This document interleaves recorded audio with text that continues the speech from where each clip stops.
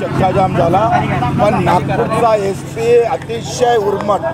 असं वाटलं का बीजेपीच्या कार्यालयात बसून कारवाई करतं की काय.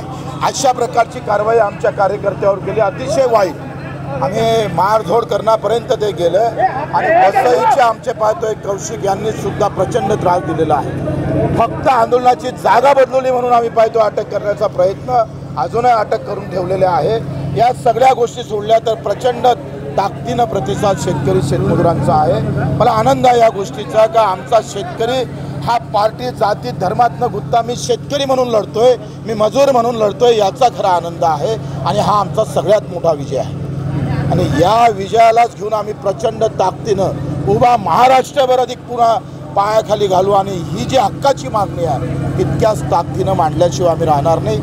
मर गए तो भी फिकर नहीं, लेकिन लढने वाले हैं, जोर से लढने वाले. उपोषण केला तरी सरकार फार दखल घेतली नाही आणि आता तुम्ही थेट सांगताय की मंत्रालयात मेंढ्यासह घुसेल. हां, न सांगता घुसू. बिलकुल. आता भगतसिंगगिरी आजच्या आंदोलनापासून सुरू झालेली आहे. 7 दिवस उपोषण केलं, बगर आम्ही पाहतोय अन्नाचं राहिलो. 8 दिवस पदयात्रा केली, आमच्या पायाले फोळं आले, पण सरकारले मात्र जाग येत नाही. बनवाबनवीचं काम देवेंद्रजी इतक्या व्यवस्थित करतात, त्यांना असं वाटतं का आपण हुशारी न करतोय, आपण कुठेतरी लोकांना काहीतरी आम्ही चिवत्या बनवायचं काम करतो असं जरी वाटत असेल तर ते चुकीचं आहे. देवेंद्रजी, तुम्ही आम्हाला खऱ्यातून मूर्ख बनवा, पण शेतकरी मजुराला मूर्ख बनवू नका. कारण त्याचं हातावरचं पायतं पोट आहे, त्याचे हात थांबले का त्याचं पोट थांबतं आणि त्याचे हात थांबले तर तुमचं सुद्धा अन्न थांबल्याशिवाय राहणार नाही. हे लक्षात घ्या. इथून आम्ही पूरतांब्याला जात आहोत. पुन्हा आम्ही पाहतोय संपाची हाक त्या पूरतांब्याच्या शेतकऱ्याच्या माध्यमातून देता येईल का येत्या काळामध्ये, त्याचाही प्रयत्न आम्ही करू. कारण काय आजची जी अटक झाली त्यानंतर आंदोलन करू नये अनेक ठिकाणी सांगितलं गेलं, ताब्यात घेतलं गेलं. आंदोलन दडपण्याचा प्रयत्न सरकारकडून होतोय. ते तर होतच ना, ते सांगावं लागते. तो प्रयत्न नेहमी होतच असतं. बऱ्याच कार्यकर्त्यांना अगोदरच अटक करून ठेवलं, न्यूज दिलं नाही रस्त्यावर. आणि मग हा जो 2 तासाचं आंदोलन होतं, पण तरीसुद्धा ते 2 ताससुद्धा यांना सहन होत नाही. कुठेतरी आंदोलनकरी कोणी नसलंच पाहिजे अशी जी मानसिकता भाजपची आहे ते फार चुकीची आहे. खरं तर आम्ही पाहतो आंदोलनात जितका देश जिवंत होता तेव्हा स्वातंत्र्यात नाही, परतंत्र्यात नाही. आणि आता आंदोलनकारी संपले पाहिजे. तुमच्या आंदोलनाला MIM असेल, मनसे असेल यांनी एक प्रकारे पाठिंबा दर्शवलेला आहे. येत्या काळामध्ये नवीन समीकरण पाहायला मिळू शकतात. आता राजकीय हा विषय इथे नसला पाहिजे. आम्ही राजकारणासाठी एक होत नाही, मुद्द्यासाठी एक होतो आहे.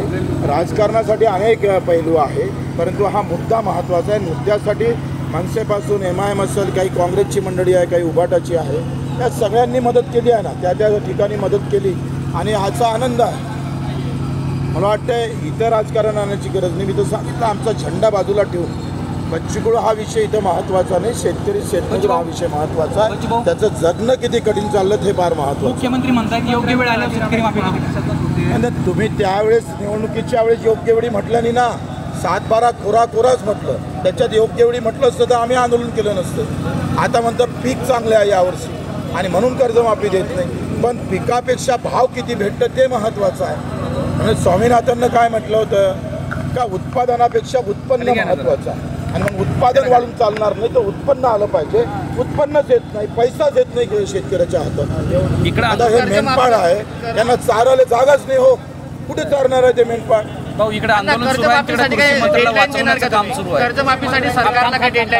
माझं तेच महत्त्वाचं आहे का कृषी मंत्र्याला वाचवासाठी जेवढे प्रयत्न करताय तेवढे शेतकऱ्याला वाचवासाठी प्रयत्न केले असते तर लोकांनी डोक्यावर घेतलं असते तुम्हाला.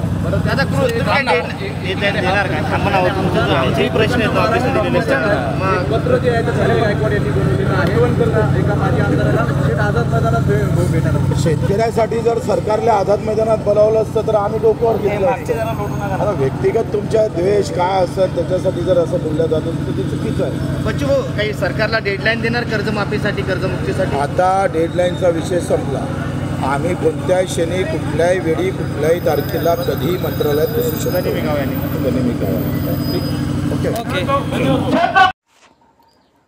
शेतकरी वार्ता न्यूज MS-20